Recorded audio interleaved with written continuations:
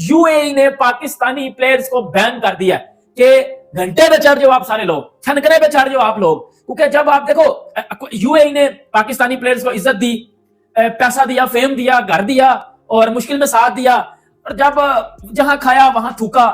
ऐसे करते हैं पाकिस्तानी क्रिकेटर, ऐसे पाकिस्तानी लोग, और ये पैसों के लिए मुल्क को भेज जाते हैं। करना ये था कि अब वीजा चाहिए थे, अब वहां पर जाना था, तो जनाब जब वीजा के लिए अप्लाई किया तो इनकार आ गया। उन्होंने कहा कि भाई हम तो ग्रीन पासपोर्ट को डील ही नहीं करते हैं।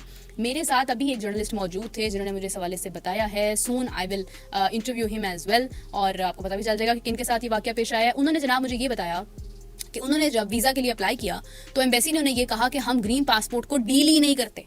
लेकिन हम लोग वो कहते हैं ना, नंबर 1 पे जाके खड़े होते हैं। यहाँ ये लोग आते हैं ब्लू कॉलर के ऊपर, लेबर तबके को उठा के लाके कंपनियां बनाते हैं फेक। ठीक है, ये ऑलरेडी एक्सपोज कर चुका हूं, मैं भी कर चुका हूं, सबको बच्चे को पता लग गया। फेक कंपनियां बनाने के बाद आपको बड़े बड़े वीजे दिए जाते हैं। आप लोगों के पास स्टडीज होती नहीं है, आपने मैट्रिक फेल होते हैं और आपका वीजा लगा होता है मैनेजिंग डायरेक्टर का, और आपके नाम के ऊपर जो है लोन उठाए जाते हैं, क्रेडिट कार्ड उठाए जाते हैं, लोन उठाए जाते हैं, गाड़ी फाइनेंस उठाई जाती है, मोबाइल डू और लास्ट उठा लिया जाता है। उसके बाद आपको दिवालिया करके भेज देते हैं और पैसा जेब में रख लेते हैं। एक कंट्री कब तक ये बर्दाश्त करेगी, कब तक ये करेगी? ये जो आप इकट्ठा कर रहे हैं गंद, ये कहीं ना कहीं जाके तो फटना है ना, फटा है, नंबर 1। नंबर 2, ये जो आपका भिखारी धंधा है ना, ये आप लोग यहाँ पे आके कट कीजिए, बल्कि मत कीजिए। नंबर 1 लेवल के ऊपर जितने फकीर, ये भी शायद थोड़ी देर में खड़ा हूँ, आपके सामने आ जाएगा, रोड पे आ जाएगा। भाई ये पेन खरीद लें, भाई ये बॉलेट खरीद लें, भाई मेट्रो का किराया खत्म हो गया, भाई शारजा से आया था, जॉब सीकर हूँ। बात क्या करते हैं, और लोगों से पैसा निकालते, खाना नहीं खाया हुआ, 1.5-2 लाख रुपया देके यहाँ पे आ जाते हो। ये वजह आपका वीजा नहीं लगाते, और नहीं चाहिए आप जैसे बगैरत लोग, बगैरती की इंतहा आपके अंदर कूट के भर के लोग यहाँ पे तुम्हें भेजते हैं। अगर तुम्हें गलती से किसी ने भेज भी दिया ना, थोड़ा सा इज्जत नफ्स देख लीजिए। ये जो घंटे हैं पाकिस्तानी, ये नमक हरामी करने से बाज तो आएंगे नहीं। ये जहां खाएंगे, जिस प्लेट में खाएंगे, उसी प्लेट में ये वो छेद करके आएंगे। ये तो पुराने कहावत है, ये काम करेंगे। खिदमत में एक बात अर्ज करूंगा कि मुझे अक्सर ये महसूस होता है कि मेरे भाई इफ्तिखार और अफसार के साथ बैठी हुई आप दुश्मनों में शाम गुजार रही होती है।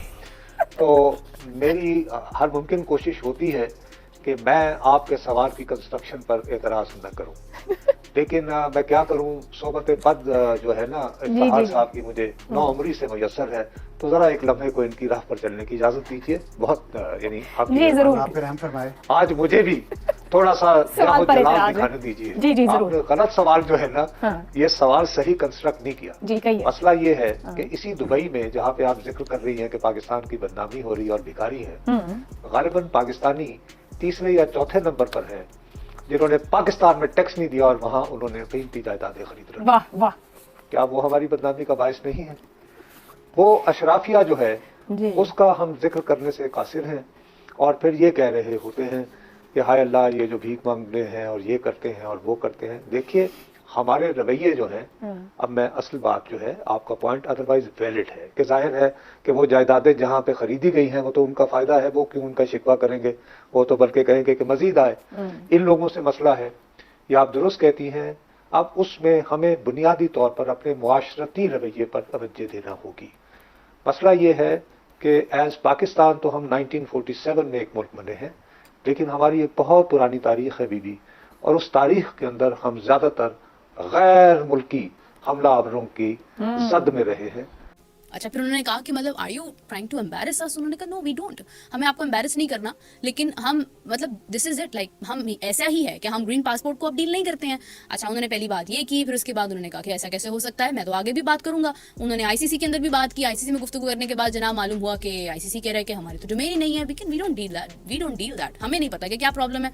अच्छा, उसके बाद उन्होंने बात की पीसीबी में, पीसीबी ने भी इनकार कर दिया। फिर उन्होंने किसी और से बात की, एजेंट से बात की। उन्होंने कहा कि एजेंट जो है जी जनाब वो तो अच्छे खासे पैसे मांग रहे हैं इस चीज के लिए, तो वो भी मतलब केस समझ नहीं आया। बात यह है कि एम्बेसी वीजा जारी क्यों नहीं कर रहा, पाकिस्तान का क्या इशू है उसके साथ, लेकिन भाई नहीं कर रहा। साफ साफ उन्होंने इसके ऊपर कैंसिलेशन का एक टैग लगा दिया और उन्होंने कहा कि जनाब कैंसल्ड, आपको वीजास नहीं जारी हो रहे हैं। आज की तारीख तक यही अपडेट है, अभी तक वीजास नहीं जारी किए गए। मतलब उन्होंने कहा कि हम डील ही नहीं करते हैं ग्रीन पासपोर्ट को। हाँ, अब आज की तारीख के बाद, अब कल 29 है, उसके बाद जाकर अगर कोई सूरत हाल बदल जाती है दैट इज समथिंग एल्स, लेकिन अभी फिलहाल यही अपडेट है कि हमारे पाकिस्तान के जर्नलिस्ट को अभी जो T20 वर्ल्ड कप जारी है, दुबई में होना है, उसके वीजास नहीं दिए गए। गद्दार लोग हैं, ये नमक हरामी करते हैं। अब क्या पाकिस्तान में क्या है, घंटों में छनकनो, मतलब मजाक बन गया पूरी दुनिया में यार है। मेरी बात सुनते जाओ, हमारे पास स्टेट, हमारा PSL चलता है, दुनिया में हमारा मजाक है जी, इनके पास ग्राउंड नहीं है, इनके पास क्राउड नहीं आता, हमारे मैचेस चलते हैं, क्राउड हमारा जो है वो बारिश आ जाती है और हमारे क्राउड के सरों के ऊपर जो है वो प्लास्टिक के शाप पर बैग दिए जाते हैं कि बारिश से बच जाओ। शर्म कर लो थोड़ी सी यार, हया कर लो थोड़ा सा, ये क्या कर रहे हो यार, पैसों के लिए क्या क्या क्या क्या करोगे। अब यूएई ने क्या किया है, अब यूएई ने बोला है कि कोई भी पाकिस्तानी प्लेयर आज के बाद हमारे क्रिकेट के साथ उसका कोई लिंक नहीं है, कोई भी यूएई के रिलेटेड लीग है जिस तरह T10 होती है, ILT होती है, भाई बैन हो पाकिस्तानी प्लेयर, सारे घंटे पे चढ़ जाओ सारे। नहीं तो ये मुझे बताइए तो कि कैरेक्टर सर्टिफिकेट किस लिए दे रहे हैं, कि is it something to do कि हमारी जो लीडरशिप पकड़ी गई है या कन्विक्ट हुई है, is it because of that और सम अदर रीजन?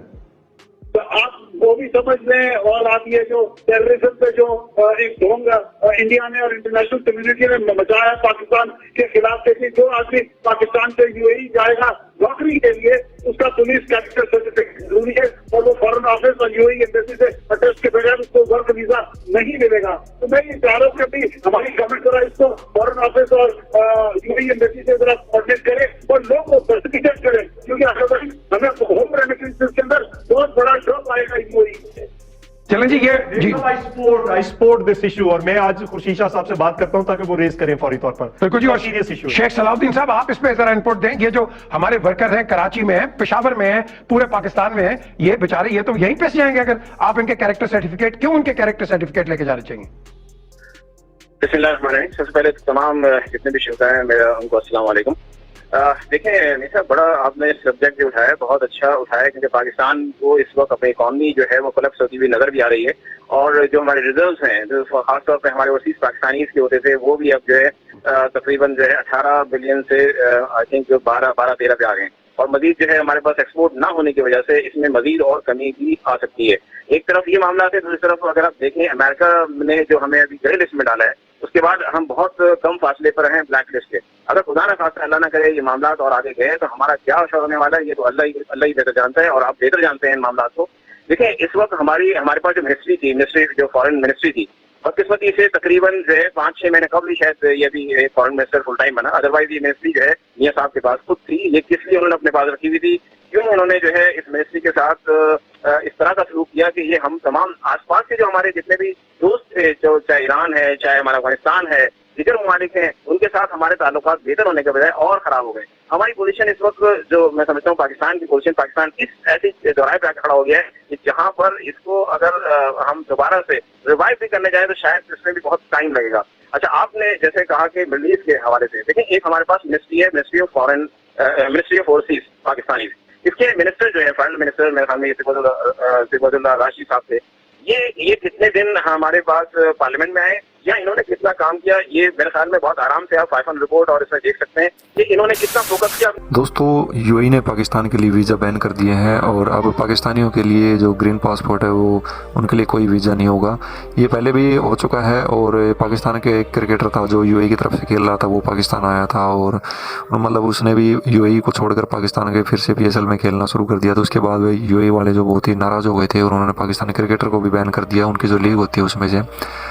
अब कुछ जर्नलिस्ट वगैरह थे, उन्होंने यूएई वीज़ा के लिए अप्लाई किया था, उनका भी वहाँ पर कैंसिल कर दिया। मतलब उनको डील ही नहीं कर रहे, ग्रीन पासपोर्ट देखकर ही वो समझ जाते हैं कि भाई पाकिस्तानी है। और पाकिस्तानी तो वहाँ पर बहुत ही बेकार काम कर रखा है। पाकिस्तानी जाते हैं और वहाँ पर घपलेबाजी करते हैं, तो यूएई वाले बिल्कुल परेशान हो चुके हैं पाकिस्तानियों से। इसलिए उन्होंने सोचा कि भाई इनको परमानेंट ही बैन ही कर दें तो ही ठीक रहेगा, क्योंकि वहाँ पर जाते हैं पाकिस्तानी करते कुछ और हैं, वीज़ा किसी और बात का लगाते हैं और फर्जी जो वहाँ पर काम करते हैं। इसी वजह से यूएई वालों ने परेशान होकर पाकिस्तानियों को बैन कर दिया है, और इस बात से उनको कोई फ़र्क भी नहीं पड़ा। पाकिस्तानी उनकी आदत ऐसी है और वहाँ पर जाकर जो करते हैं वो उसके सबको पता है। पाकिस्तानियों को देखते यूएई वालों को जो है माथा ठनक जाता है। बहुत से और दुनिया के लोग भी वहाँ पर रहते हैं, इंडिया के भी रहते हैं, बांग्लादेश के भी हैं, बहुत से श्रीलंका के भी लोग रहते हैं, लेकिन ऐसे जो घटिया काम पाकिस्तानी करते हैं वो कोई नहीं करता। इसलिए भाई यूएई ने बिल्कुल बैन कर दिया है, पाकिस्तान के लिए वीज़ा देना बंद कर दिया है, और ग्रीन पासपोर्ट देखते ही वो समझ जाते हैं कि कुछ ना कुछ गड़बड़ होने वाली है।